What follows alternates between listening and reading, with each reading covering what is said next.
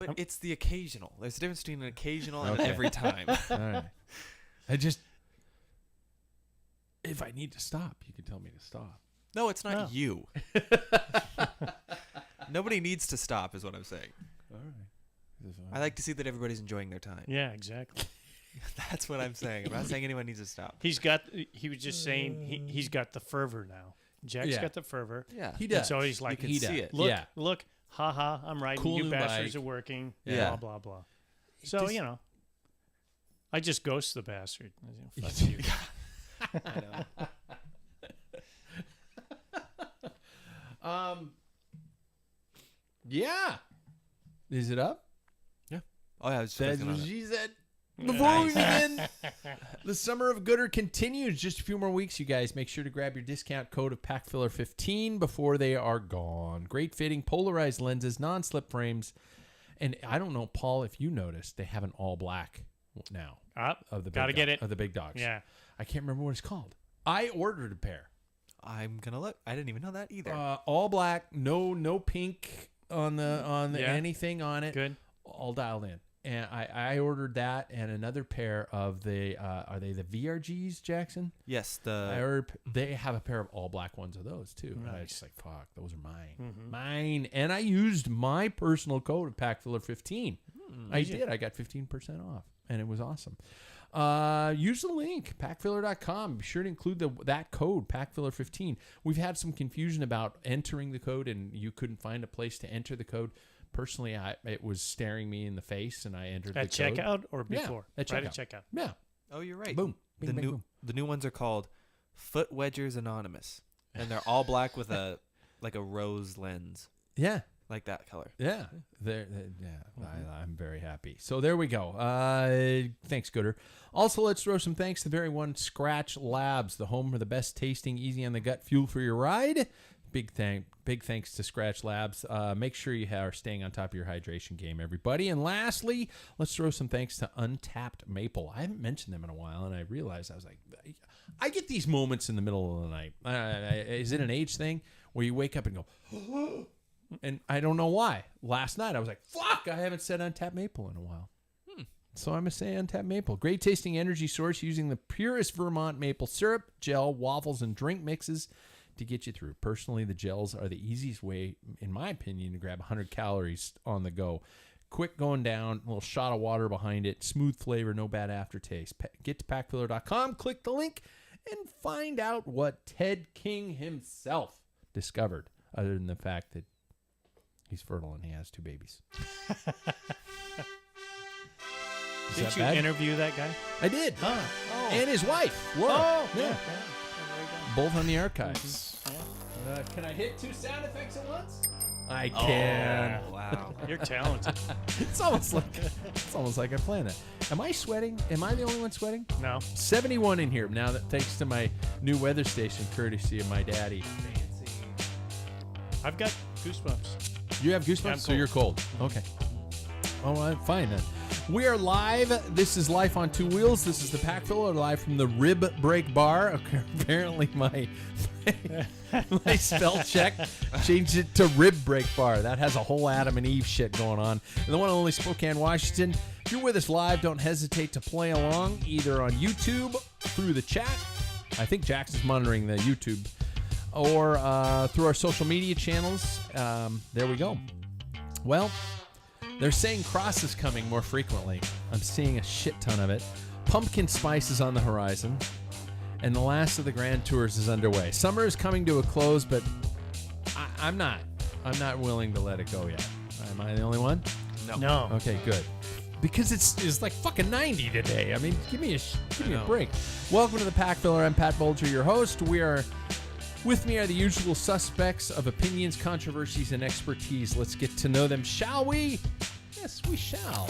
Gentlemen, please respond to your introduction with an answer to tonight's question. Pancakes or waffles? By the way, it's International Waffle Day. Pancakes or waffles? Why? Your choice, and how should they be served? How should they be served? First of all, he's the only guy in the room who owns a TT bike. Mr. Paul Main. How are you, man? I'm feel. You feel? I am feel. That's Feel fine? Alexander Usyk, the heavyweight champion. Oh. That's his little trade thing. Oh. He doesn't speak English very well. He's from Ukraine. It's like I am Groot. People are saying, how do you feel right before the fight? And he says, I am feel. I'm very feel. Feel? And he won this Saturday, and it was for the Ukraine. He purchased. No shit. I know I'm going off. No. He purchased. Was he the guy who? Okay. No, keep going. With the fight, the British fighter is Anthony Joshua, and he's like an Adonis 6'6" gorilla. Boom, What kind of is this MMA? Is this? No, boxing? this is boxing. Okay, yeah. so I am a just boxing person. You are 100%. Really? Yeah, it's fencing. It's basically fencing with fists. So, I mean, there's a lot of strategy. It's like I know a lot of people think they're just. My wife says, "I can't believe you watch this. They're just grown men beating each other senseless." And I said, "Not necessarily." So is bike racing. Yeah. Yeah, we just dump drugs in ourselves instead. So, but anyway, he Usyk was in the war. He had already claimed he beat AJ for the title, and AJ put in for a rematch, and he had to answer. He wasn't going to do it. He's going to give up his belt. And the citizens of Ukraine, all the military people, are like, no, do it for Ukraine. Really? Comes back. He trains. He had actually lost weight. He had to gain weight and get back into the ring. Wins again. But in order, his clause was in order to do the fight, I think this is cool, he purchased because there's a pay-per-view, purchase the rights for all of Ukraine to watch it for free. Really? Well, that's cool. Yeah. So, anyway, I am feel. I'm very That's a feel. really interesting segue. The guy I'm kind of glad we went down that path. Yeah, he's a good guy. No. And he did it for the country. His country. I feel like an asshole to ask you waffles or pancakes. No. Well, it's. What do you think? I want to say.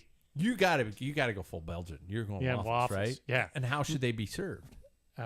As they say in Ghent, at least, Yeah. nature, which means natural. It's just plain. Really, not even a dusting of powdered sugar or anything. Oh, like no. that? See, that would see that a lot. be the Brussels style, or it's kind of a cake style. Okay. So they have different types of waffles there too. As far as I know, there's maybe more. I've but never the other been ones, there, like the street so food I don't ones, are know. really good, and they're and it's not a batter there. It is actually a dough. It has yeast. Now I've also seen a waffle served with herring on top, which genuinely looks that. disgusting. I think I saw it on an Anthony Bourdain or something like that. In Belgium? Yeah, like from a street vendor. Yeah, maybe. There's all kinds. You can get Revolting. it with Nutella. You can get it with whatever. So you're just plain. You're natural. Yeah, I like it. Wow, natural. They call it nature. Okay. Yeah. Right on. Second of all, he's the only guy in the room who has electronic shifting.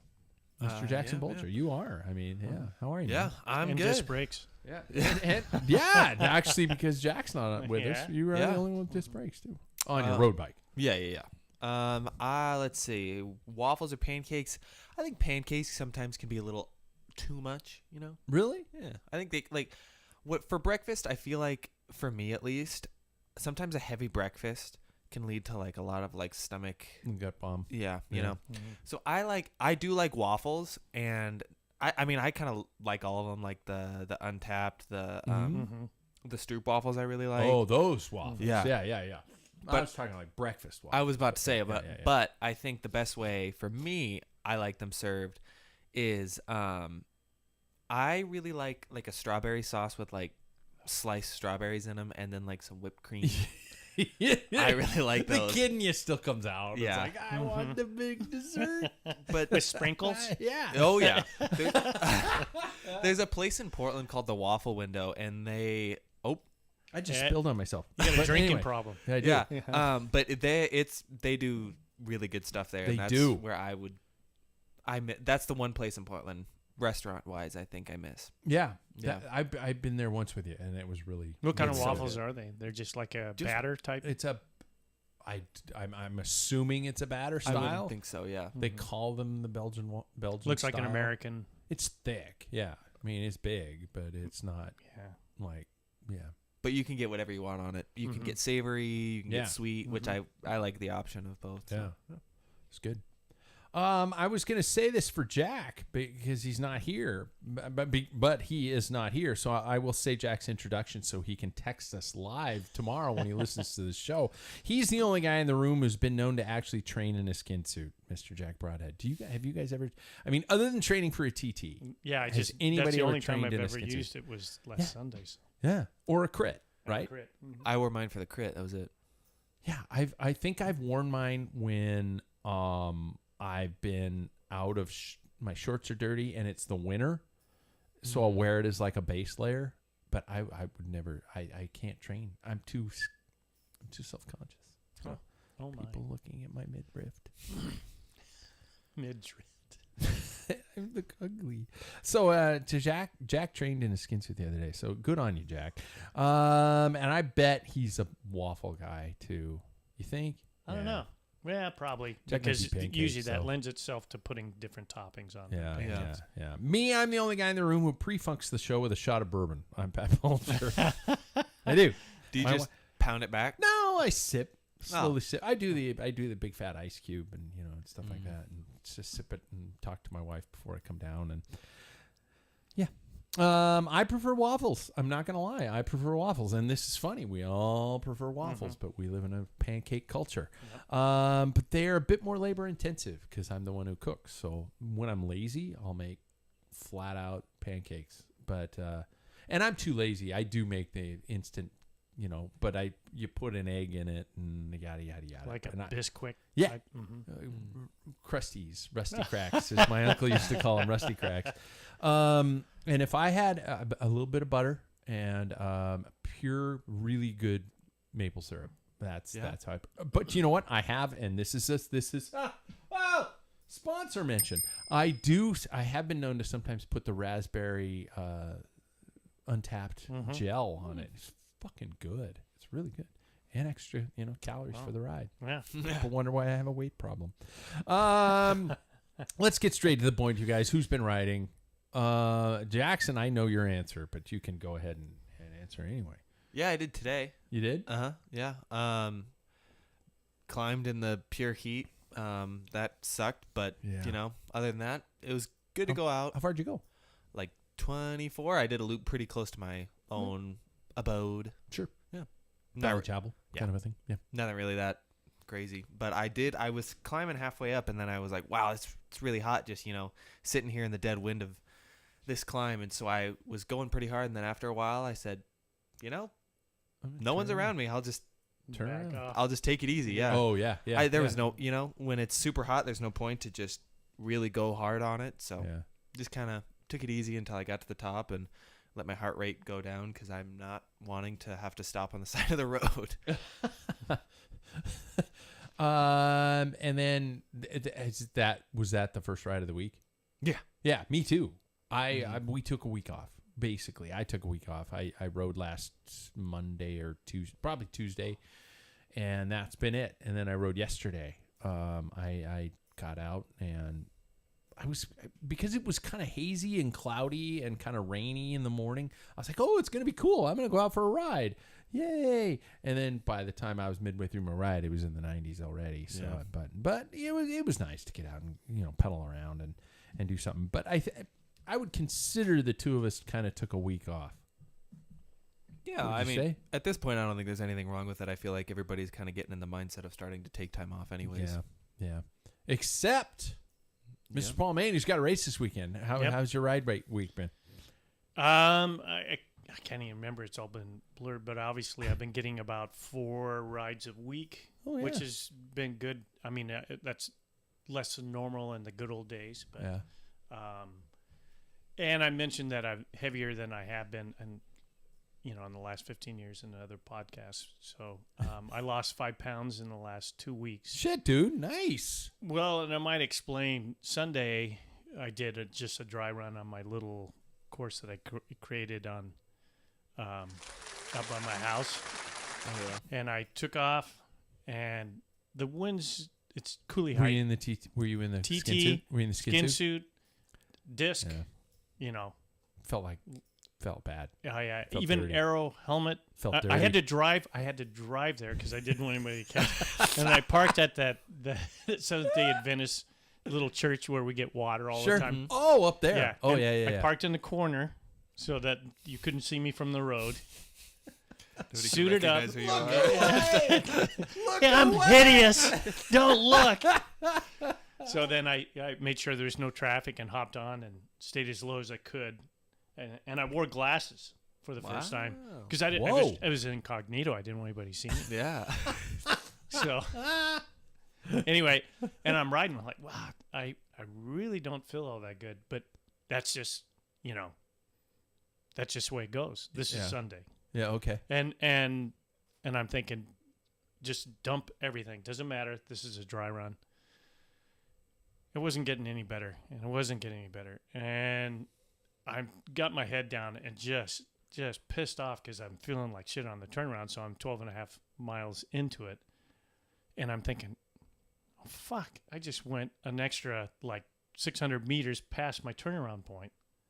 So I turned around and came back the other way, and I was just like all the way where I should be slamming it, like 30 plus miles an hour on that course. I could barely turn the cranks. The wind was coming directly from, it would be the south, so it wasn't really, we usually get a southwest wind, and that's why it's really fast and slight downhill.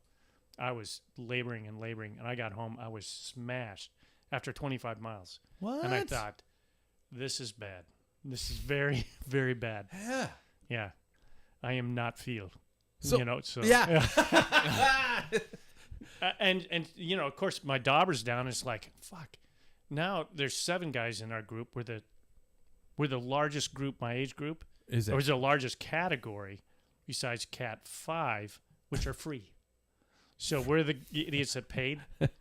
There's 7. It might be more now, and I'm thinking, if I get 7th, I'll be so bummed. Do you have any reasoning as to why? I mean, was it positioning? Was it just... Well, like I said, loss of weight. I like all of a sudden just went too much, too fast, too hard. Yeah. Instead of gradually working into it, it's like, oh God, I got to do this, like cramming for a test.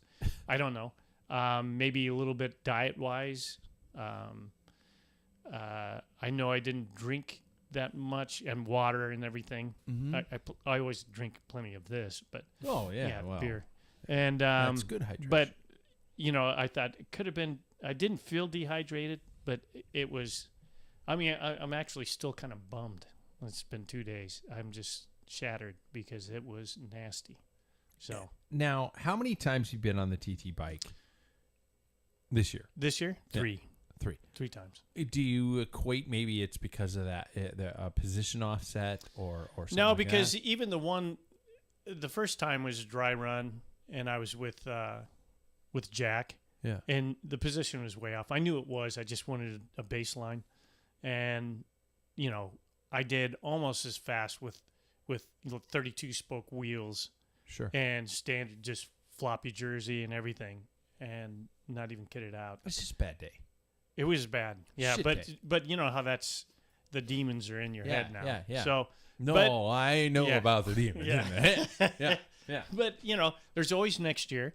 And No, the thing don't. is, No. It is. That's my mantra. I always think that you need one bad day before to get that out of your system. That's because you're a theater major. Well, no, Bad dress equals good show. I think exactly. And I also think about last year. I did really bad in the Ellensburg. Couldn't even finish it. That's true. Then finished BWR. I think that's how it always is. I think you got to have a bad day, and then you get a good day. We'll see if your theory works, because it's. I mean, I'll lay down the line to the point where I'll puke. But I mean, if you just don't have it, some days you're just like I was just baffled. But you have those days. I'm just having that year. I can't believe. I can't believe I'm going to say this, but I almost wish you had power on the bike so you could see what kind of. Yeah, and that would be interesting, just because the wind was unique on that. Yeah. And I have, when I first made the course out and I created the course, I was on my road bike, and I was a mile an hour slower on a regular road bike than I was with all kitted out. And so obviously there's something wrong. Something was, yeah.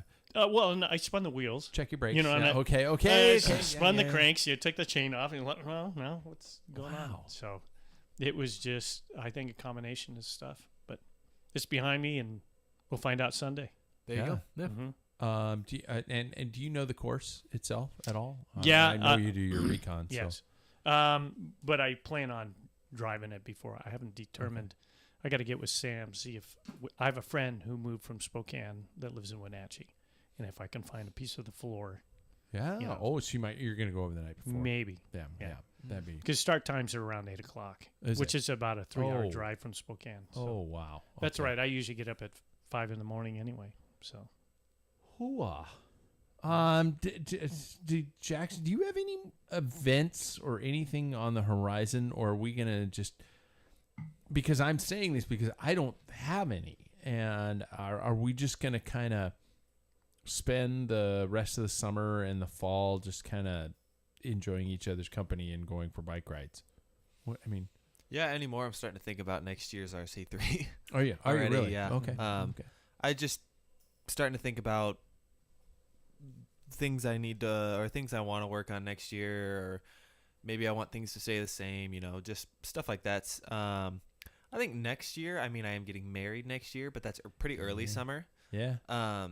So there's a free possibility to look for other stuff around the state, around the region. So just maybe I'll go to Vancouver next year and see if I can do a state championship crit. Yeah.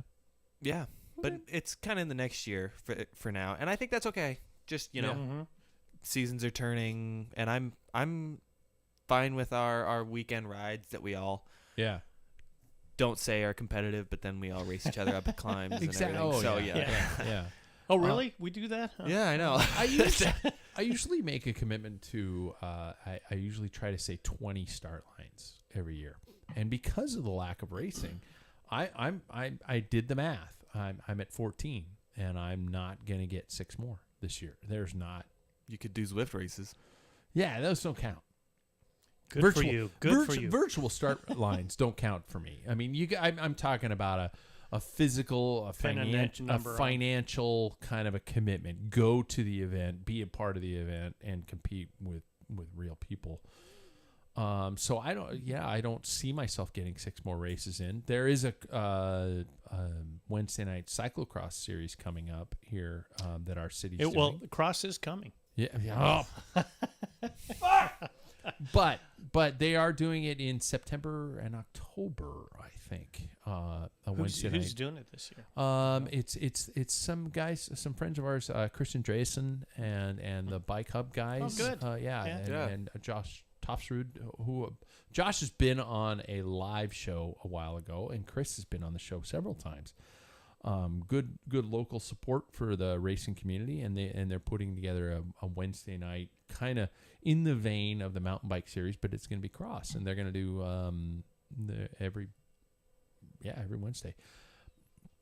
I'll get to cross, but other than that, I don't really have anything, and it kind of bumps me out, and so I just What about CDA Fondo? Have you guys still kind of battled that around? We kind of brought it up on our long drive this week, but we never came to a conclusion. It's a tough one because it's over. Isn't it 116? The full Fondo. Yeah. You don't have to do the you can full do the Fondo. 90. Yeah. I think committing myself to another racing almost 100 miles. Yeah. It's something I'd have to more consider, because we did that earlier in the summer and that hurt.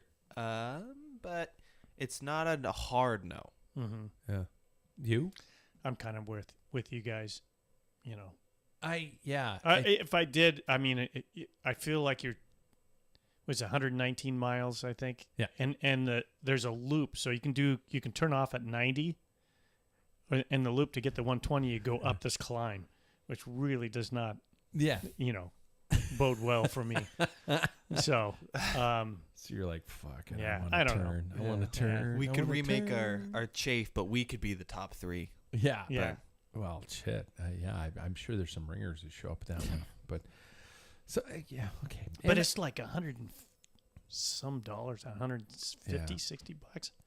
It's like, really? yeah. Wow. Might have just punched my I ticket. couldn't. I think that's what it is. I'm Yeah. not sure. I mean, I remember looking at it, it's like, oh man, that's a stage race. Yeah. You know. But For I don't want to throw any shade on him because I could be totally wrong. But I remember just kind of set back like, oh, that kind of made more of a yeah. imprint. Do you really want to do this? Yeah. Yeah. Because last year we all signed up for it and we didn't go because it was super heavy. raining like a motherfucker Yeah. on that Yeah. day. So yeah. All right. Well, hey, I had some other questions, but in the sense of time, let's get to the news, shall we? We got some big headlines to talk about. News is brought to us by our friends at Athletic Brewing. You know by now, best beer alternatives. I just came up with that term. Beer alternatives. Get great variety, great taste, and low alcohol to keep you down. To slow. Wow. Well, I'm not drinking now. Get to Packfiller, click the link, grab some fine Athletic Brewing offerings today. Hey, you guys, in case you didn't know, Primos in prime form. Any shreds of doubt about his form on his objectives of the Vuelta a España this year were swept aside in less than a kilometer today as the Jumbo-Visma rider powered to the front of the pack and into the lead on the tough uphill finish on stage 4. So question marks over his form and whether he could go for a fourth straight title were bound to be present after a month away from racing and his enforced abandonment of the Tour de France, which was his team's call, not his call, which I find very interesting. Back injuries is what kind of fucked him up, not to mention a hay bale. Yeah. No, you know. At a really bad stage. So any thoughts on, I'm assuming we're all at least up to speed on highlights and things like that. Any thoughts on the decision to show his cards this early? We're only 4 stages into a 3-week tour. I think it was an early sign that he's here to win again. Yeah. But I don't think he'll keep the jersey, and I think he is willing to let it go to other breakaway riders for a little bit. I mean, it is the 4th day. Yep. Mm-hmm. Yeah. So I think that he'll be willing to let that go to other breakaway riders. But then when it comes to the big days, I think he'll be willing to take that back because it really showed that he's here to play and he's probably here to win again. Because I don't know, when I look at the whole sheet of names that are starting, I don't know if I see a lot, barring Jai Hindley, that can really take it to him. Paul? Well, I think I agree with Jackson. I think that he's going to put forth effort, on all stages that some GC threats are going to, come after him. But if a breakaway goes up, I think he's not going to have a problem letting it go, But I think Jumbo-Visma was flexing their muscles because they set up for that whole and not really. I mean, they played their cards right. They didn't go to the front and control the whole thing. They were a part of controlling. They didn't, and they already had the red jersey anyway. They had the leader in there. Yeah. So have since day one. Yeah. Yeah. So and this might be one of those things where just to stamp their authority after winning the Tour is having the red jersey from start to finish in the Vuelta.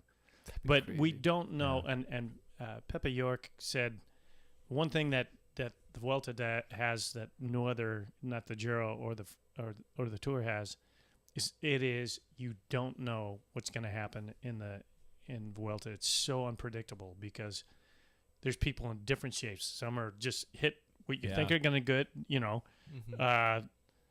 that, I raced the Giro and I won.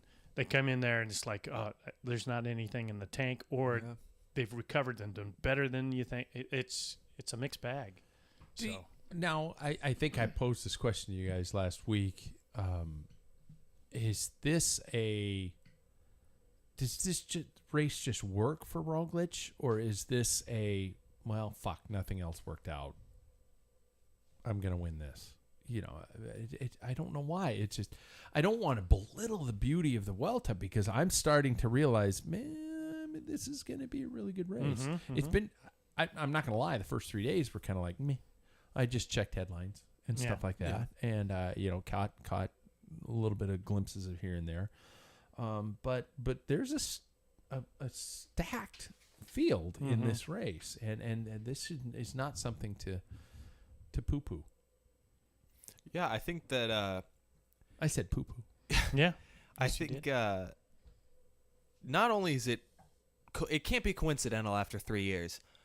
I think that after a while you start to realize that this race probably does really fit Roglic. I wonder if he can really perform in the heat and everything. But I also think that this steep parkour that is always characteristic of the Vuelta really fits him. And Paul, you were saying earlier that it's very much in Roglic's style that he can keep with everybody, and he just has enough to power everybody, power away from everybody. And that's what it kind of seemed like in today's finish, that it was explosive. Yeah. Like he can be, but he's always there at the very clinical times. So I think that, clinical. Yeah, that'd be the right word.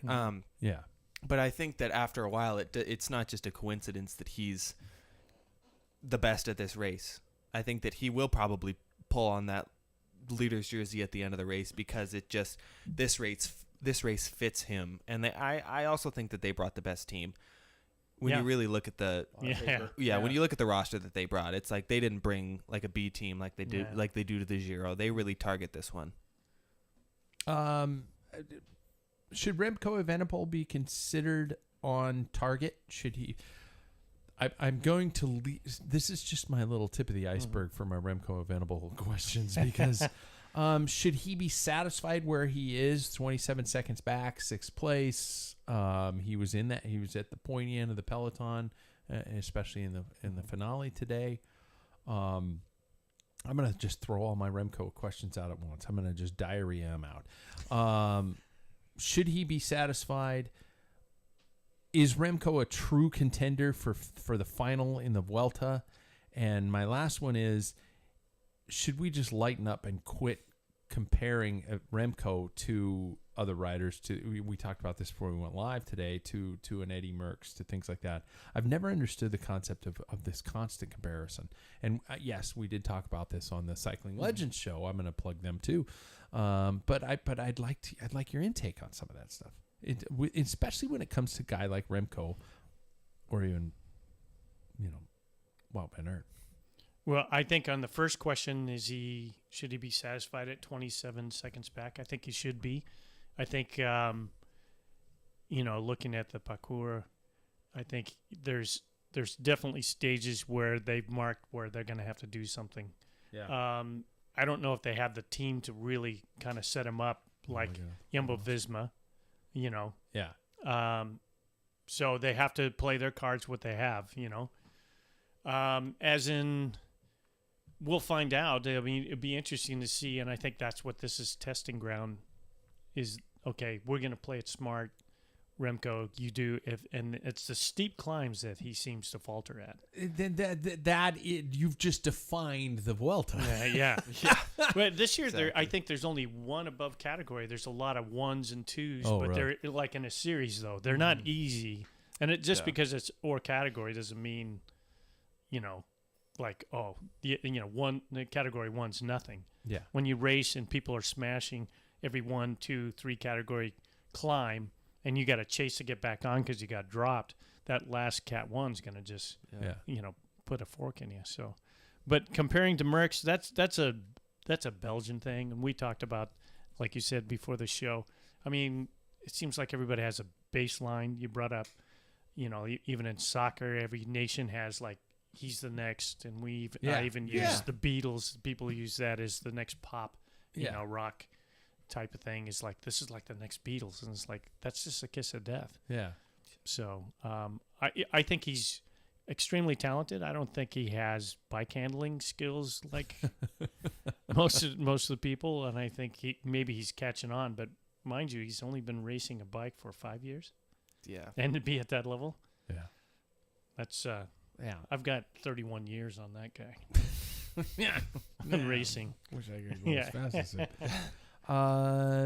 Jackson, I'm going to ask you about a different question, and unless you have some like keep going. Razor Ineos with Richard Carapaz please.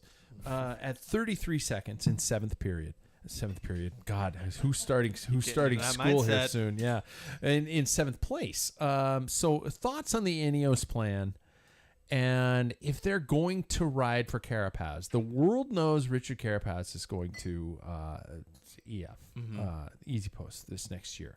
I've always had a difficult time understanding this mentality of this. Oh, they're riding for another team next year. Fuck them. We're not gonna take you to any more parties. We're taking our toys and going home.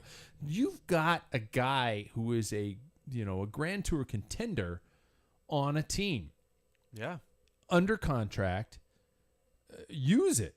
But talk to me what you think about Ineos and what you think might be some of the mentalities, swirling around in the team bus. I think I keep mentioning their roster, but I keep really looking down at it. I think that I do agree with you. First of all, I think that it's really an odd idea to just say screw you to a rider who's really got a good chance of possibly winning this Grand Tour. But I also think that they're really looking at the prospects they have in the future. They let him go. They let Andre Amador go. I think they're starting to really look towards that youthful side to build for the years to come. And I think that's what Ethan Hayter is. He's a young rider who might not be at that peak yet, but I think if they give him a lot of good support, then I think they'll really benefit in the years to come. And I think that's what is also difficult when it comes to EF is that they buy the almost 30-year-olds or the 30-somethings. And it's a retirement party. Well, yeah. Like Trek. Yeah. And at that age, when you have younger, explosive, We should just call them Shady Acres or something like that. One of those rest home Kmart kind of Blue names. Light Special. Exactly. but I think that there is just a mindset shift between what they used to be and what they're currently trying to be. But I think Carapaz at 33 seconds. Is that what you said? He Remco's at 20. Yeah, 33 seconds. Yeah, seventh place. Shit, I almost did it again. I think it's that bourbon. Yeah. I think in all honesty, he is the second best in all of this entire. I think Carapaz is the second best in all of this entire race. Yeah, because I don't know if I see anybody else with the experience that he has to go 3 weeks deep in such a hard race against such a hard rival. So I think they should ride for him. I wish I understood this mentality of you're gonna sign for a different team. But I said, I think on another show, when you go to the World Championships, an entire nation is riding for a rider. It doesn't matter what trade team they're on. That is the race. They're focused. Belgium is riding for one particular rider. Why is the trade team situation different after a rider says he's going to leave next year? It's just such a bizarre mentality that people are like going, "Oh, fuck you." It is. We're not going to let you win. I mean, I mean, maybe when it comes to UCI points, probably is what it makes sense. In terms of, but Ineos wants to walk away from this race with a red jersey. Yeah. Well, I would disagree on the World Championships. Really? Because there's been all kinds of stories about guys from different teams that don't have, a country that doesn't have a lot of support, that they are kind of, you expect to do something. And one of the stories... So there's a little trade team involvement. Yeah.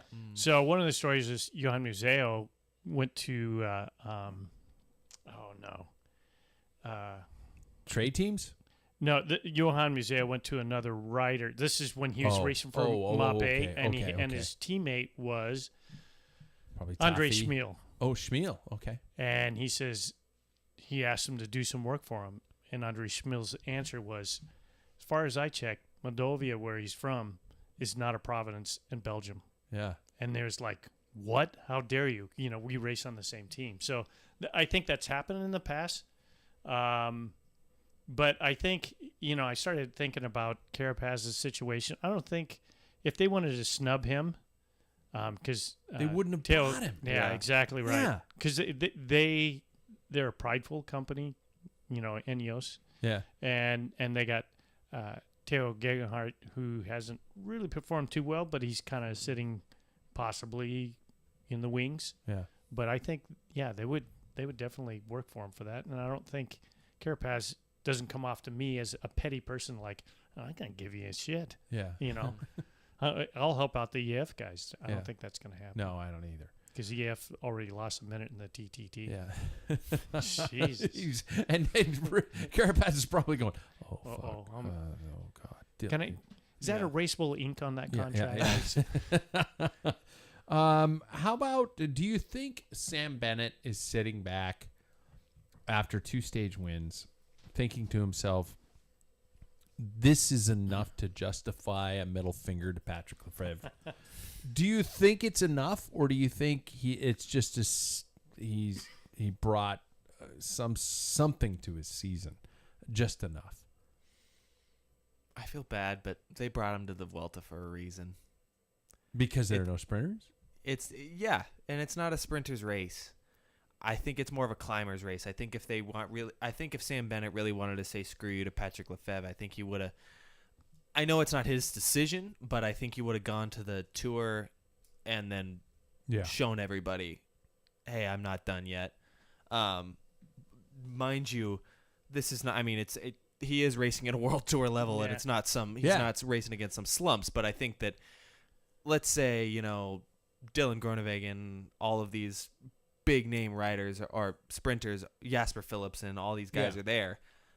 It might be a different game, which I feel bad saying because I really do. I like the guy. I think he's a nice person. I think Mads Pedersen is going to win the jersey. Watching him today at the front in the final stretches of that final climb, Mads Pedersen is flying. Yeah. And I picked him earlier. Well, I cursed him. I don't think Sam Bennett. I mean, maybe he is saying like "screw you," to Lefevre. But people say "screw you, Pat." Yeah, I hear it all the time. Oh, that's really weird. I think it's kind from of a your catchphrase. students and It's just like a saying nowadays. Yeah, it is. It's really common. I saw it on a bumper sticker all the time. once. Yeah, I hear it too. Yeah. But I think my wife says it as a catchphrase.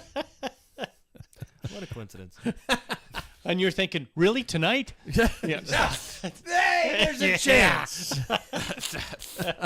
Sorry, Jackson. Jackson's like, ew. My mind's eye. My drink's gone. Yeah. I need more. Yeah.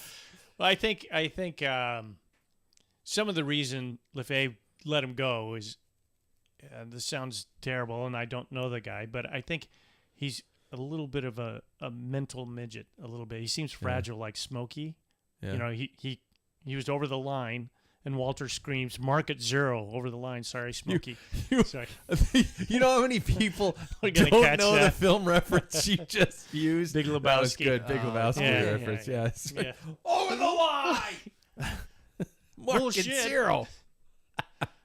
Mark at 8, dude. Yeah. Okay. No. But I think he is. I like the guy. I like Jackson, and I hope him for the best. But Lefevre needs an attitude, and that's why they're one. And he doesn't need somebody crying in the corner, and that's how he perceived him. I don't feel so good, or I got a bad knee. Yeah. I don't. He writes a tight ship, and he doesn't need a weak link in his group. So he's a jerk that way, but he's successful. I do want everybody to know I reached out to Mr. Lefevre to be on the show. Not tonight, obviously, but as an interview, and he responded. He responded very politely, but it was polite and blunt. Basically, I'm going to paraphrase. Screw you, Pat. No, yeah. No, he's basically like, no, thanks. And I'm like, all right, I understand. All right. Just one of the premier voices in cycling, but that's okay. Just read my line. He used to at least write an article in the Belgian paper. He does, so. yeah. So Roglic's race to lose still? Yes. I mean, we were saying that about Pogačar, and look where we yeah. are. So, Yeah. I think it's anybody's race to lose at this point. If he can stay upright, I mean, seriously. Yeah. and there's only one in the Giro when he and Nibali were like dicking around and watching each other, and that's when Carapaz won the Giro. Yeah. Because those guys were like, no big deal. This is my threat. And then it's like, oh God, he's got 3 minutes on us. Yeah. Now what? But in the Tour, to be honest with you, that one when Pogacar got his first win, I mean, he was there. Everybody thought for sure.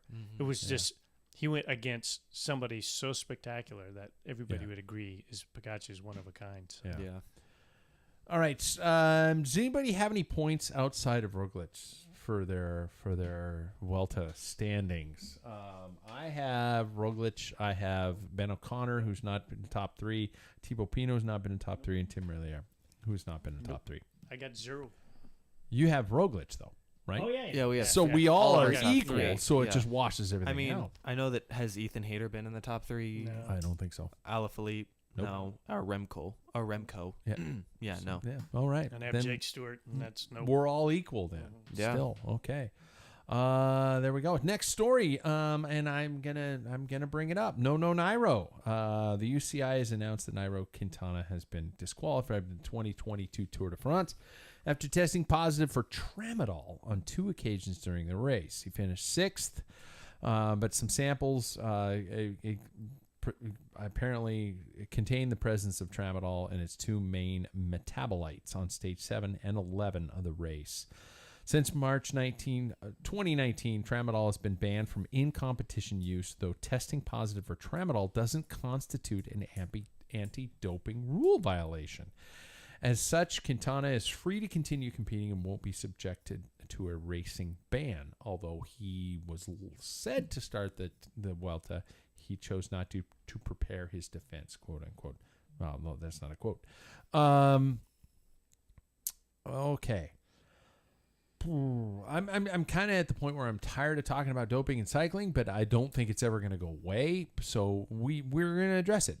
So break it down. Any thoughts on being disqualified for a drug that isn't necessarily classified as a performance enhancer, as something that is against the rules for WADA,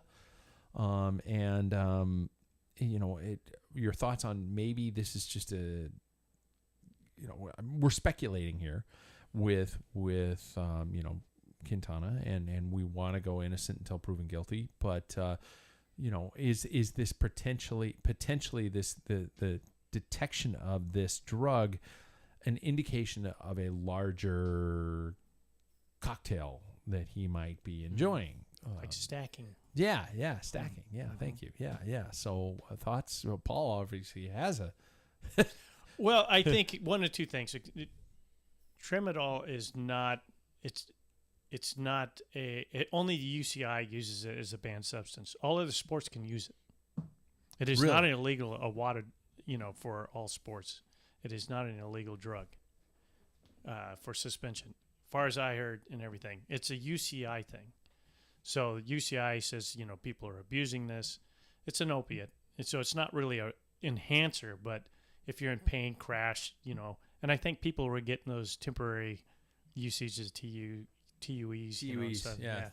I think that people were abusing that. And I think some of it, people use it, and I'm guessing, because I'm not a doctor, but I can see to help them relax to sleep, because your body is, when you're doing day after day and you're not getting rest, and just if it's just a little bit just to help you knock off, that could be part of it.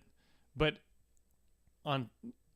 if cycling is the only one that really uses it as a banned substance, pretty much, or a naughty substance, I should say, of course it gets real known, right?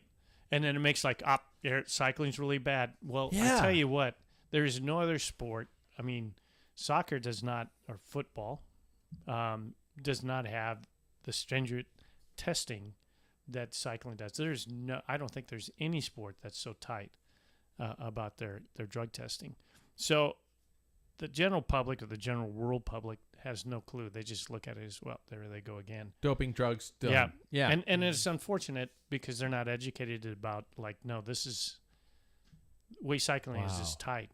Now, boxing, since I brought it up, they test after the fight to see if it's valid. So, that's how they do it. They do a little bit before, and if there's a lot of steroids, there's a lot of prep for that. They'll do whatever. Football, NFL, theirs is getting a little bit tighter.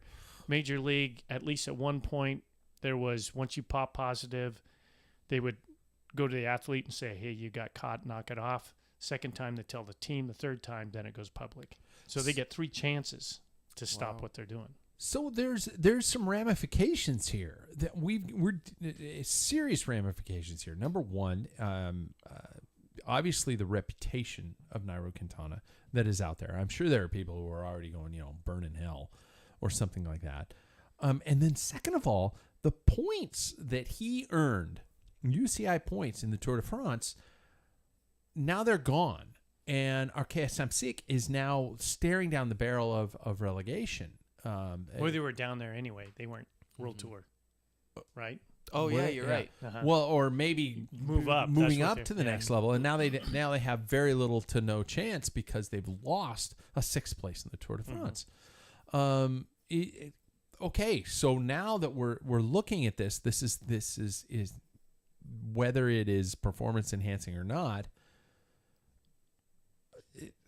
Where do we stand here? I mean, how do we have a drug that is banned in one situation but isn't banned in so many other situations? So the biggest race in the world says no, you're gone, but every other race in the world is saying yeah, you're okay. What the fuck?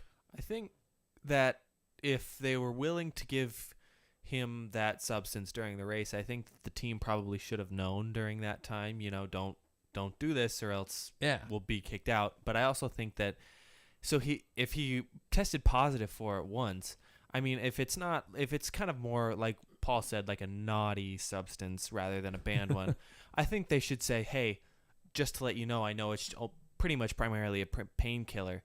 Just don't do it anymore. Just tell him.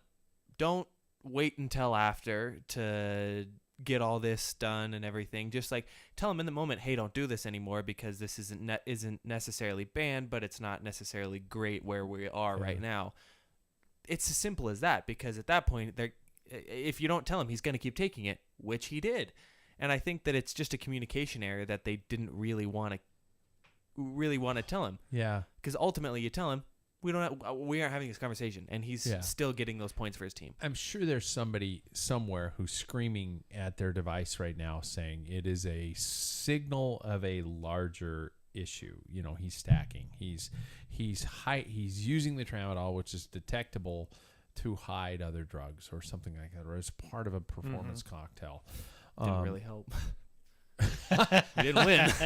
Yeah. So it helped maybe in the fact that he would have been 15th place and he was 6th. But that could be a possibility. Certainly, you can't nix that out. That he's stacking. That's you can't say, oh no, I think he's just using it like I suggested, just to get over the hump so he can close his eyes. I mean, there's a lot of potential here, and one thing that this current society is about is jumping to conclusions, and we're pretty good at that. Yeah. And I think more investigation, more reasons. If the UCI is going to push this, they need to push it and be consistent. And consistency is the most important thing. Instead of going like, okay, we're just going to take away your Tour de France. Yeah. What is it? It's just a naughty one, so we're taking away your Tour de France wins because that's where you pop positive. As opposed to, listen, you're done for the rest of the year. Yeah. Let's build a defense. You present yourself with why this is, and then we will make that judgment. Yeah. And then we can reinstate you. And then we on the tour. Yeah. We remove the Tour points after the case is closed. It's guilty before proven innocent. Yeah. So, all right. But we like to just fling mud. Yeah. That's what Twitter's all about. Exactly. Understatement of the year. Gentlemen, letter grade on how clean our sport is. I love the pause. Yeah. Well, I know this is lame and I know this sucks. I don't. It's a question that I almost don't know if I can answer, because I don't know if I have enough information to be able to provide a letter grade. I mean, We're all speculation. Yeah, and that's what's tough about it is it's like I would love to say it's 100% clean, but I also don't have enough information to say that. So it's just I don't know if I can, and I know I'm sorry that's fair. That's a lame answer. Fair. You choose not to answer. I would have said a B minus, C plus. I would say B. I think because of the testing that's pretty. Yeah. We have a biological test passport also that no other sport has, and that he was caught.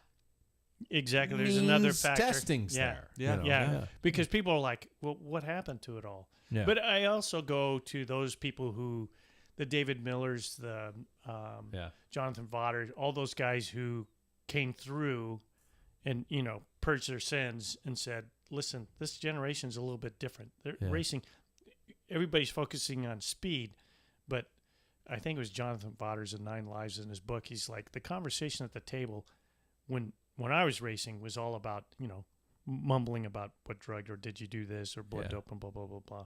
Now it's like, hey, did you get that, whatever, did you see my posting on Instagram or did you, but I mean, it's like fun stuff. And it's like, that was refreshing. And it's their minds are different.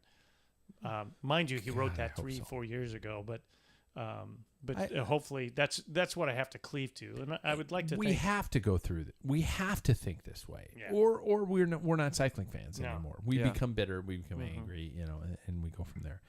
So my next story, which is going to lead into our topic, and don't worry, Paul, I promise I won't be this miserable. But we did miss talking about the big dirt weekend here in the United States, Leadville and Steamboat. Keegan Swenson successfully defended his title at Leadville. And he also at Steamboat, which is an amazing weekend of events.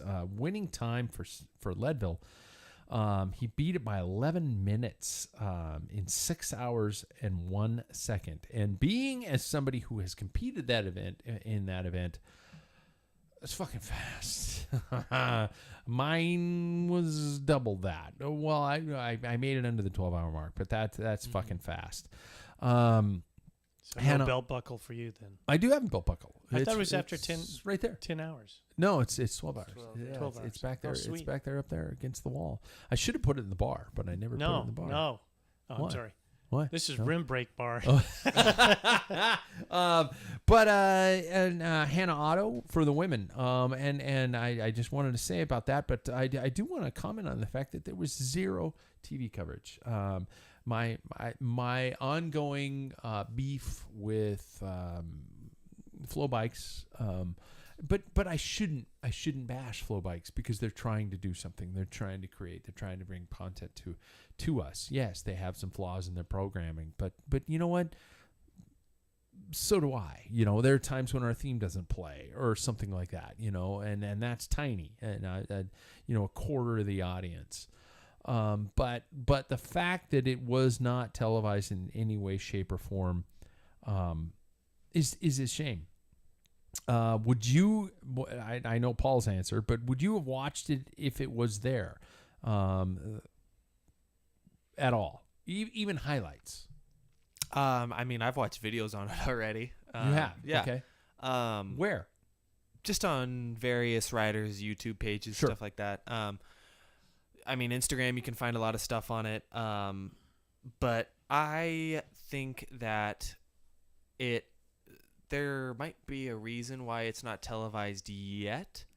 And I think it's that indie-ness. I know that's not a word, but of what gravel is. And I don't know if it is necessarily wanted to be on TV yet.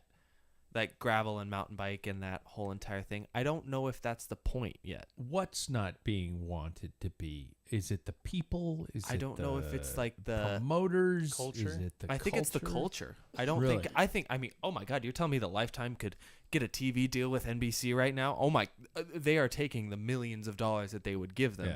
Yeah. But I think the technology technology and the ability to broadcast a clear signal. Yeah, exactly. Yeah. But we I have also fucking satellites. We got a signal. Yeah, Yeah. exactly. But I think once you begin to televise it on those mainstream type of platforms, then I think a lot of people you're going to get talking about the spirit of what it is again. Sure. And do we want all this publicity? So I wonder if it's almost intentional with the lack of televised coverage. It's funny you should bring that up because there have been some grumblings about the culture of gravel over these last couple weeks with Gravel Worlds, which happened last weekend. Unofficial Gravel Worlds. It's not the actual UCI World Championships, but and Leadville and Steamboat.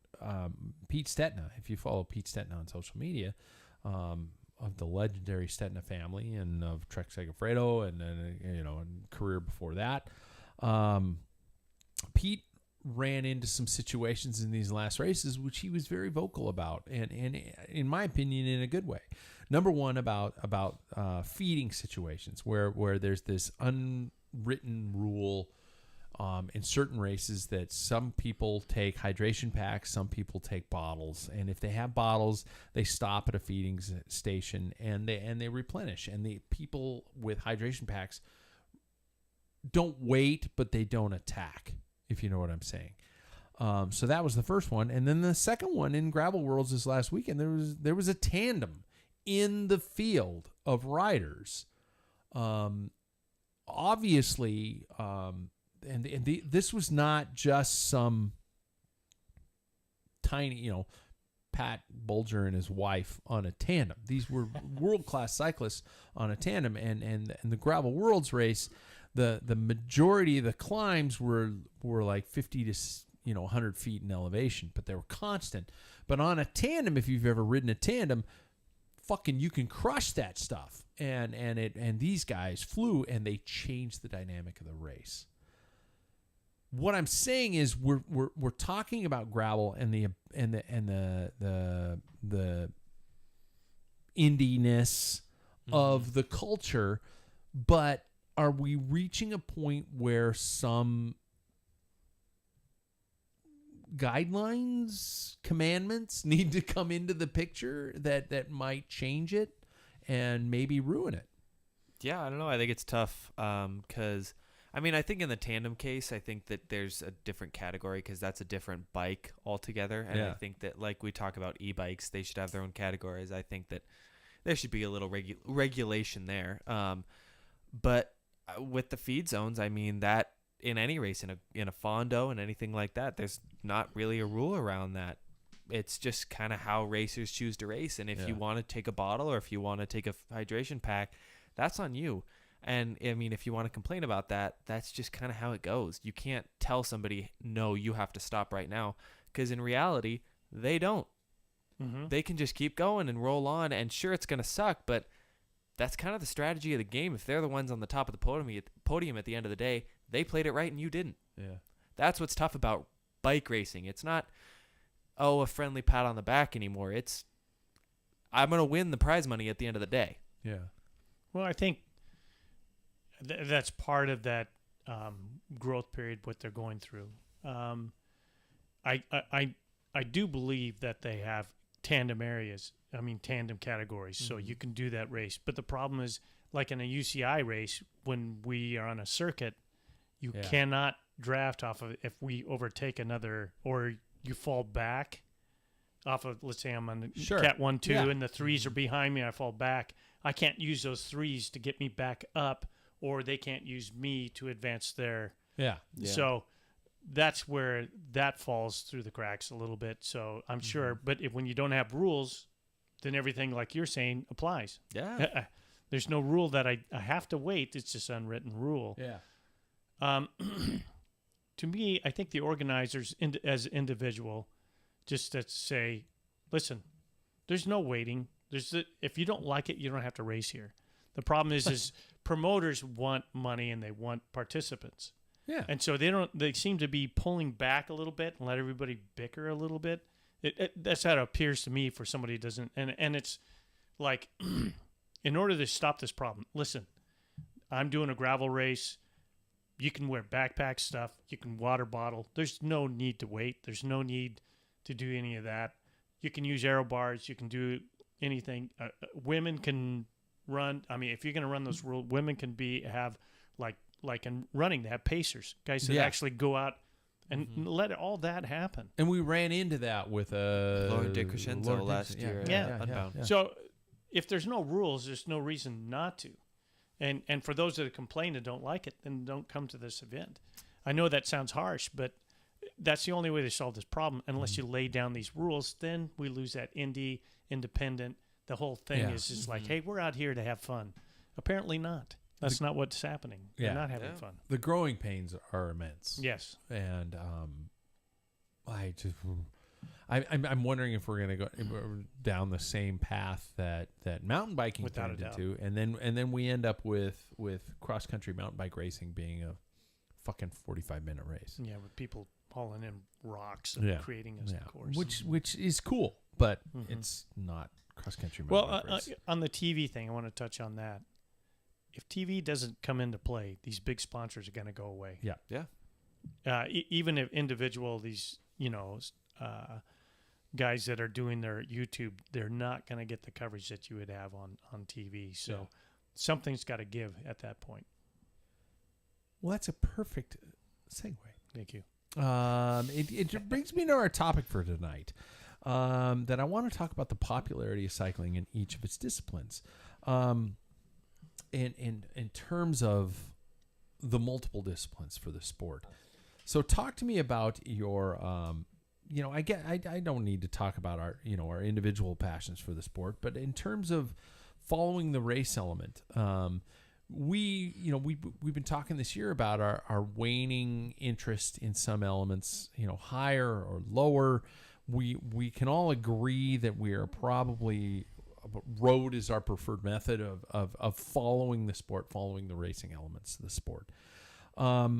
Talk to me about your interest levels in mountain biking and in cyclocross, in gravel, and in track. Where do you stand in terms of watching any of these types of racing? I like to watch mountain biking here and there when it's on, like for the big races. Like I'll try and watch the mountain bike World Championships. But yeah, mostly, I like cyclocross here and there, but I mainly kind of stick to the road element of it, which is kind of funny, longest and most statistically boring. Yeah. But yeah, I don't know. I think it's because I have gone through it so much that I kind of understand it a little bit more. But I think I go there mostly. I don't think I've ever watched a track race before. But yeah, that's what I'm mostly kind of honed in on. Interesting. Yeah. Well, it's obvious I watch a lot of road.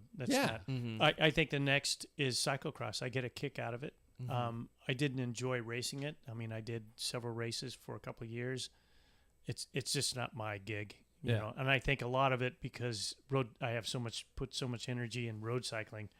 I'm ready to turn it down, a notch and not get so serious. And cyclocross it has a little bit more relaxed feeling. Yeah. But that's not why I race. I don't race and that's just me. For those who do it, I think it's great. Just to have fun, shits and giggles and stuff.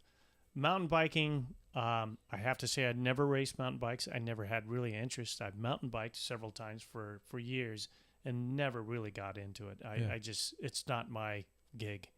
And track, that was probably, I like it, but to be honest with you, you mentioned it in the feed zone that why isn't it popular? I mean, it's a stadium.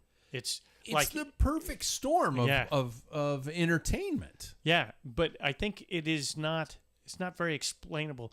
Like match sprint has kind of gone away where people are just standing there on bikes and trying to get somebody. That blows people away. You mentioned the Madison. It's like Madison's that's confusing as shit, hell. I mean, unless you're an enthusiast, you're like, what's going on here? Who's where? Yeah. What? Why is that guy going by and there's another guy slowing down and all of a sudden he's faster than the other guy? Riders just flying all over. the It's hard place. to keep track. Points race, you got to do math. Yeah. And who likes that? Fuck Don't that. even talk to me about that. Yeah. So, but missing out. At least you understand there's a field involved. Well, and even look at the pursuit and the team pursuit. Yeah. It's like you have a split screen, and they take off at opposite ends, and you're seeing, oh, he's got a wheel on this guy. That's not really all that thrilling. I mean, it's fun. I'm sure it's fun to race, and I always wanted to race the track, but for viewing, unless you have somebody racing or you race yourself, you're not going to understand. No. It's not a very, which surprises me because, we have a history in this country. Madison Square Garden was a velodrome. That's what it was built for. Yeah. Obviously the history of our cultural in the sport, with, why am I forgetting his name? Major Taylor. Major Taylor. We have a history, but, we don't see it. We don't see that participation anymore. And it's so weird because we do have tracks in this country and we do have, talk about televised ready. It's fucking dialed, it's in a stadium. It's a sport. So, personally, I've, excuse me.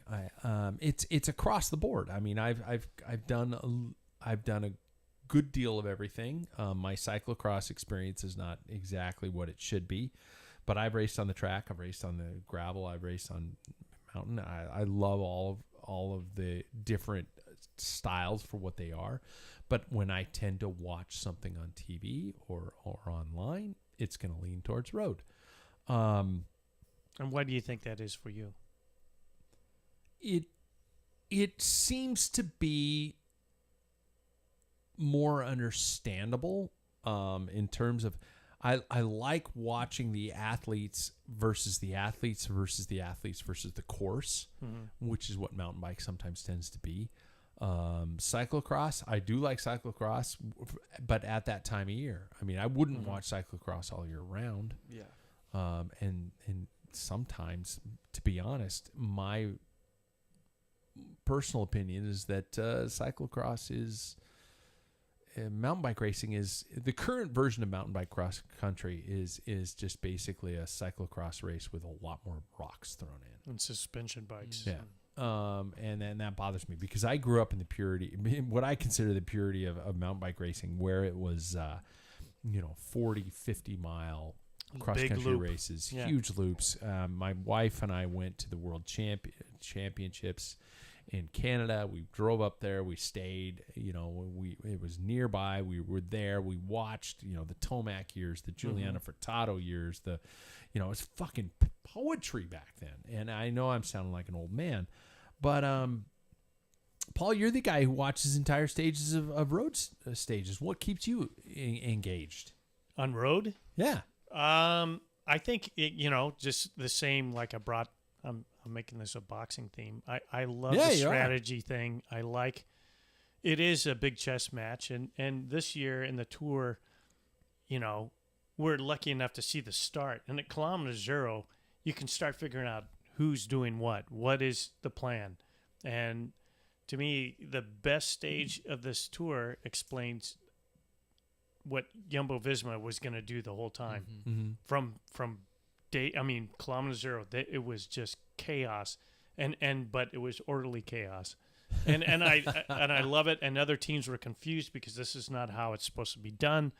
And I think it's a good period here for road cycling for people to start watching because it's not a 2-hour snooze fest. Yeah, where the El Patron is saying nobody gets to attack. Let the break out. Let's chase it down. That became so formulaic that even I don't care if I watch the first 2 hours, but now I could sit for a 4-hour race. I'm doing other things and hear the pitching of voices. The commentators. You can hear like something's happening. So, but the other sports like cyclocross. To be honest with you, on TV, it's something to do, and it has some that names time right of year now. We're desperate for it. Yeah. And we have like Pidcock, and we have Vanderpool. But unfortunately, the hardcore just guys that do cross, once those guys are in there, you don't even see them. The camera's following the leaders majority of the time, and every once in a while flash back to people fighting for 5th and 6th place. Sure. And unfortunately for them, it's the early part of cyclocross is great because Van Aert and Matthew and Pidcock are too busy doing something else. And that's where it's really like, oh, this is cool. Yeah. And they come in and it just blows it apart. Yeah, exactly. Jackson, would a 30-minute to 1 hour coverage of a road race make it better or worse? For you and for the watching public? I think for me, I like the whole thing. You do? Yeah. Okay. I mean, because I fast forward because, transition stages, I don't need to watch Peter Sagan take another gel, stuff like that. Yeah. But then also with things like Paris-Roubaix, I didn't fast forward. Mm-hmm. I watched the whole thing from start to finish, and you can ask my fiance. It was very boring for her the whole time. But I think for the people really beginning to get into it, I think that could be useful. And that's what I think GCN does really well is you have an option of length, you have options, length of highlights. You have short highlights, which they post on YouTube. But if you also go through their app, they have long highlights, which I think is really good for the person really getting into it.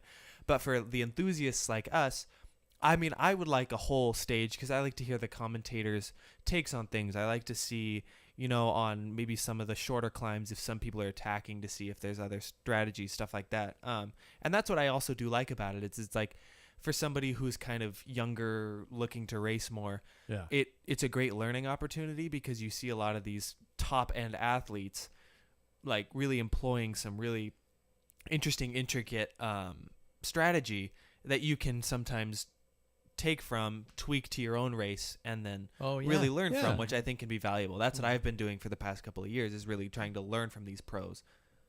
Oh, that's an interesting way to present it. Actually, as I'm watching I guess, never mind. I did the same thing.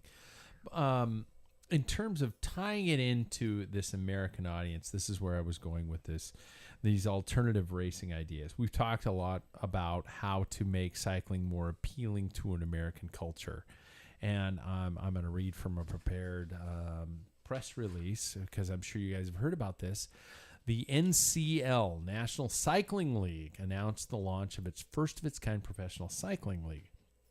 With and I'm reading obviously from their text, 60 million riders in the U.S. and over 2 billion worldwide. American professional cycling is positioned to become one of the most popular sports in the world. Okay, the laugh was my part. We joined. And with today's historical announcement, the sport has a new home. The NCL announced a launch of a first-of-its-kind professional cycling league. Launching in 2023, the NCL will organize a series of closed-course 1 to 2 kilometer criterium races. Wow, that sounds fucking revolutionary. In the most iconic locations in major cities around the country, including Miami, Atlanta, Denver, and Chicago, with a championship team decided at the end of the season and awarded the largest prize in the history of criterium racing. So it's Legions. I was thinking the same fucking thing. With an eye to shifting the athlete experience, the league is designed its format to ensure gender equality.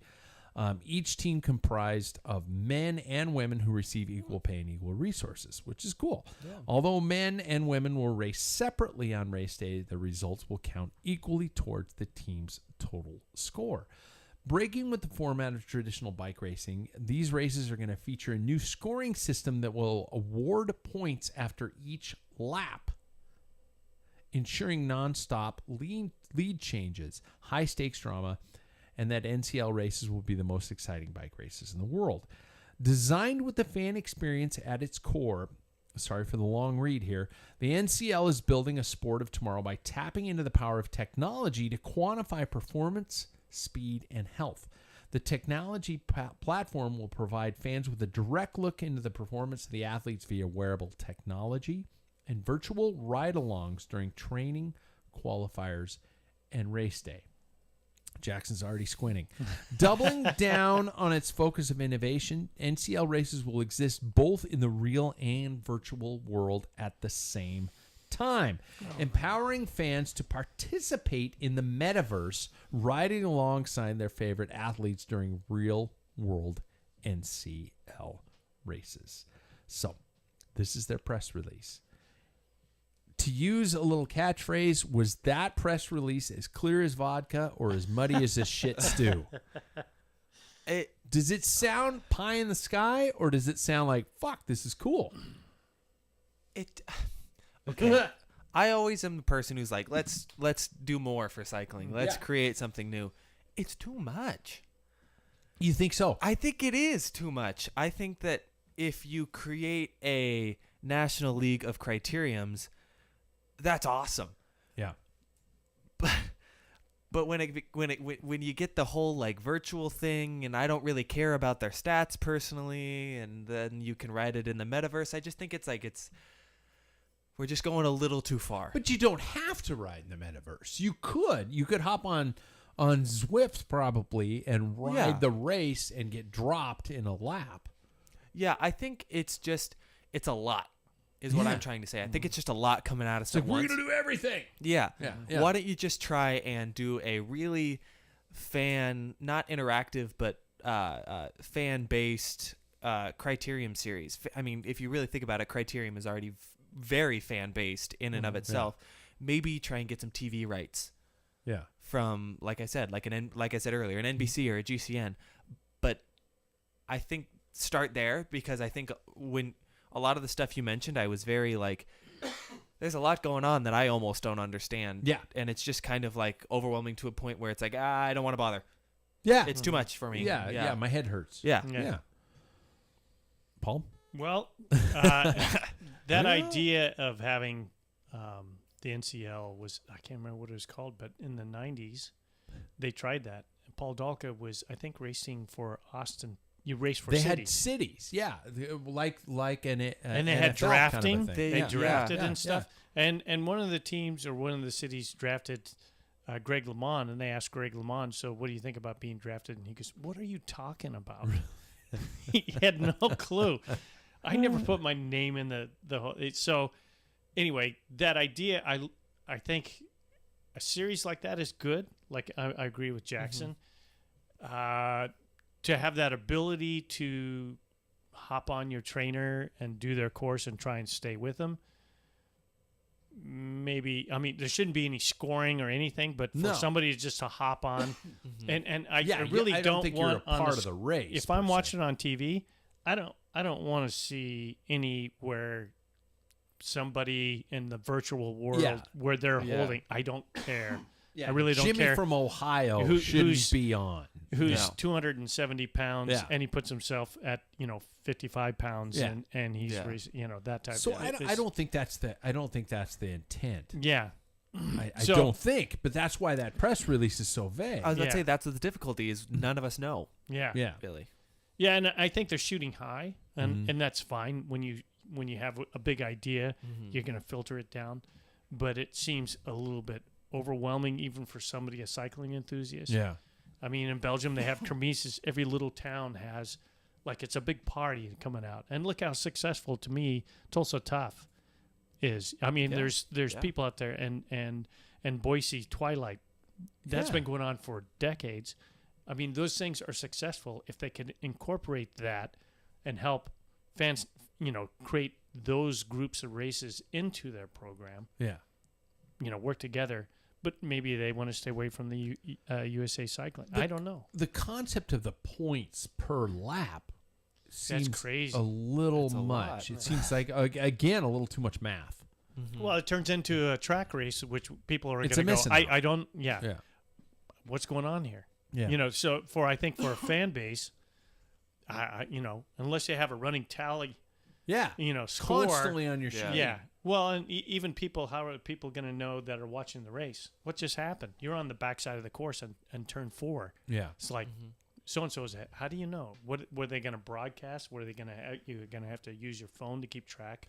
Now, if you do something like, for example, I keep thinking of high school cross-country running. I don't know if it's the same in all types of running, where you have a team concept where if your finisher gets first place, they get so many points.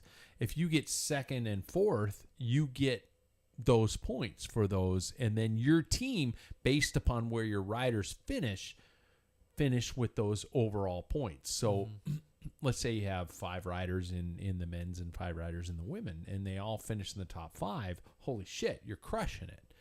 Kind of like, and so technically, if my team did not win, but I got 2nd and 3rd and 5th, I did better than the team that won the fucking race, which is an interesting way. So you have the winners of the race, but you also have the team winners of the race, just like you do in the Tour de France. The top placing overall.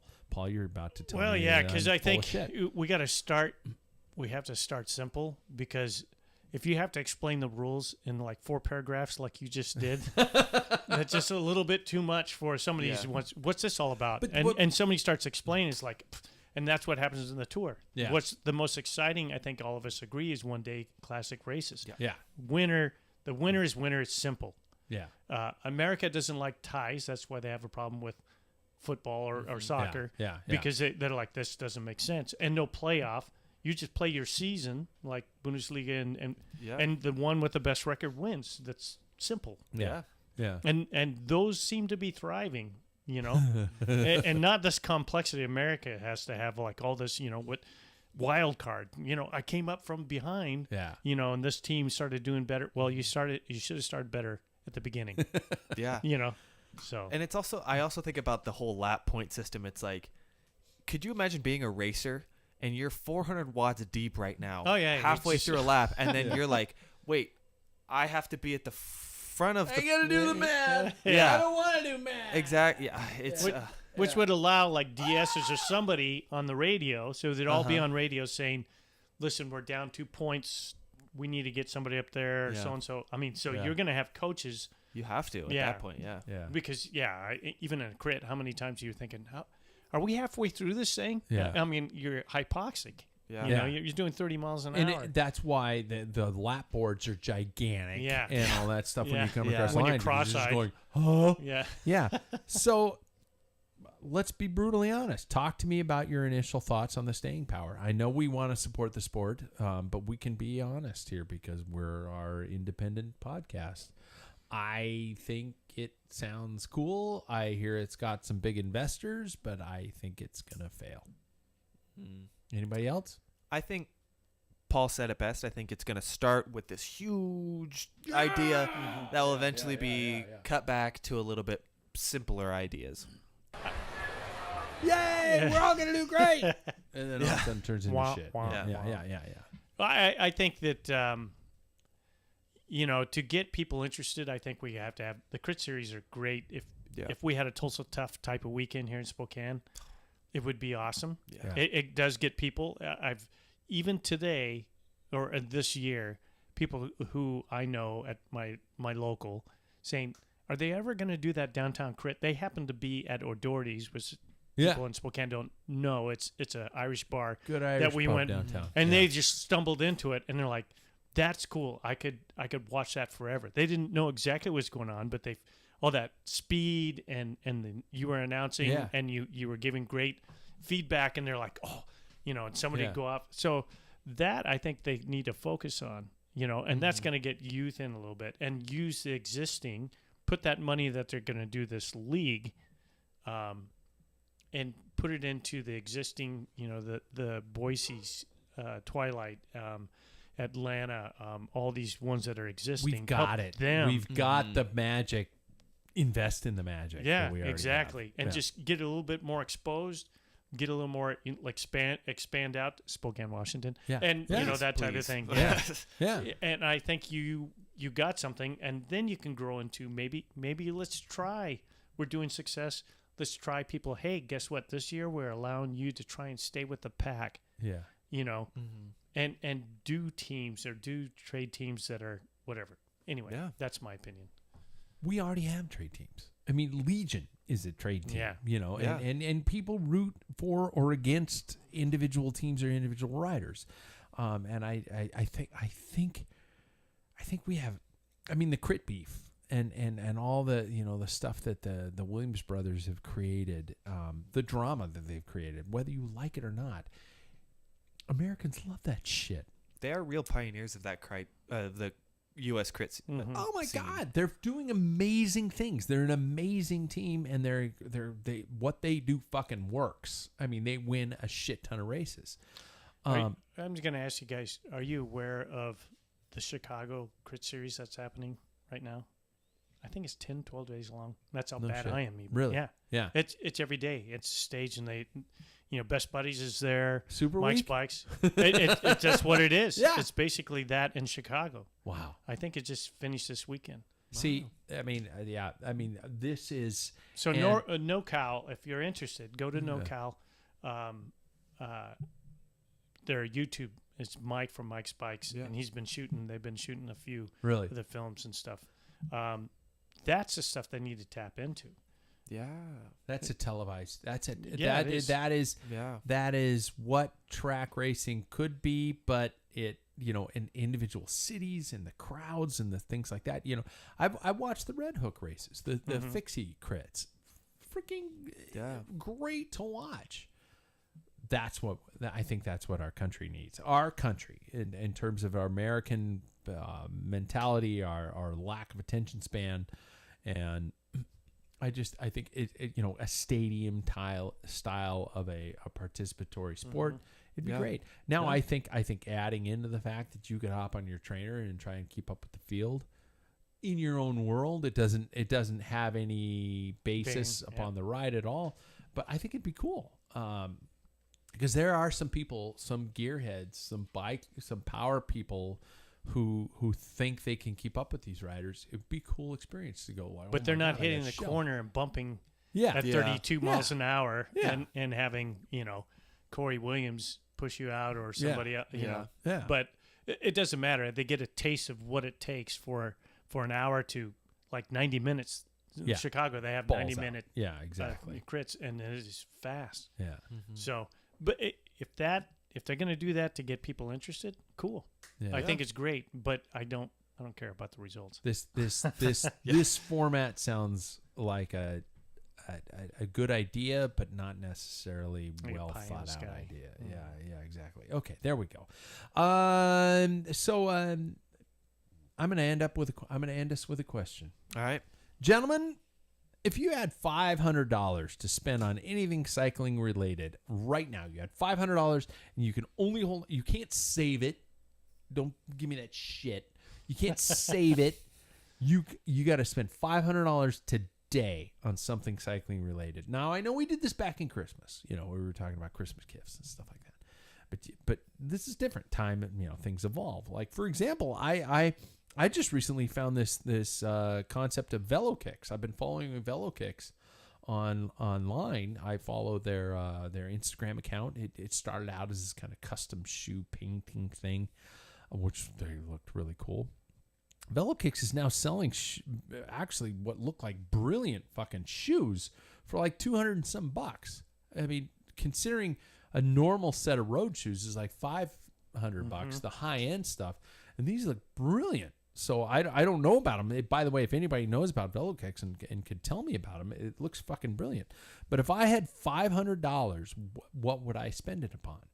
Jackson, if you had $500 right now and you had to spend it on cycling, what would it be? I would, because of my current needs, I would probably buy some brand new Shimano.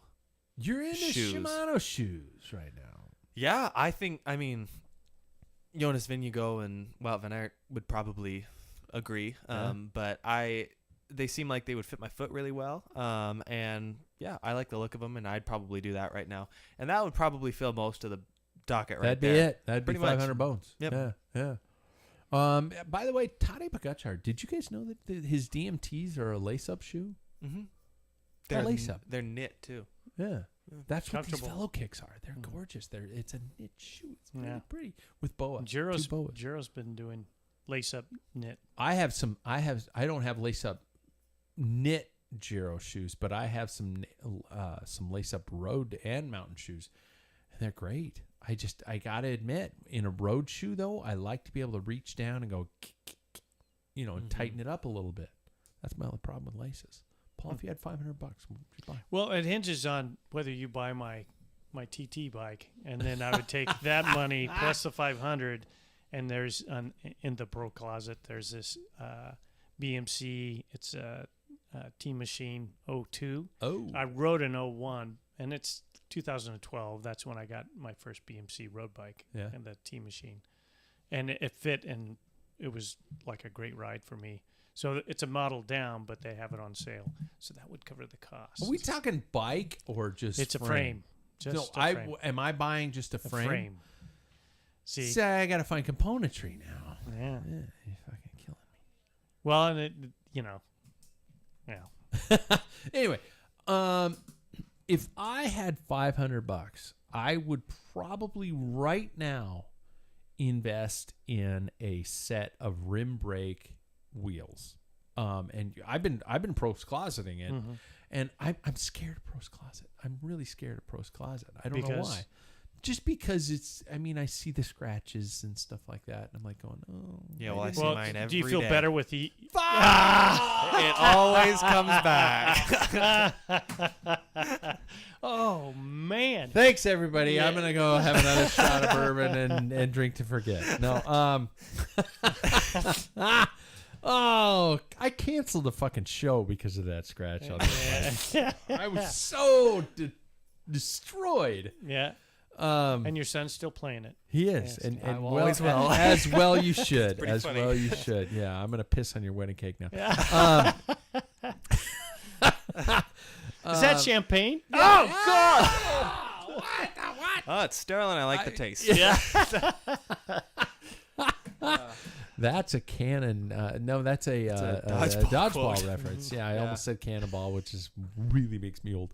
But I would probably buy a set of rim brake, carbon rim, and I would do tubulars. Yeah. I almost said sew-ups. I would do sew-ups because I just think it'd be a great set of wheels. Yeah. So that's probably why I blow my $500 on. Here's the thing about Pro Closet: they do warranty. They're used, obviously, that type of thing. Do you know where they started? I don't want to plug them too much. No, but- you can plug it. Yeah, So we don't what know it was them, is but yeah. this guy who all these pro teams had a bunch of leftover gear, so he would sell it online, Okay.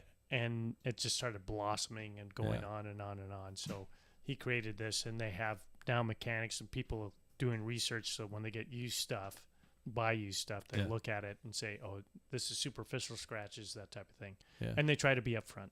So Hey, Pros Closet. If Yeah. you want a sponsorship deal. Yeah. If you want us to talk about something every week, we'll do that. Yeah. So there we go. Let us know on social media what you would buy with $500. It'd be an interesting discussion. So everybody, check out packfiller.com.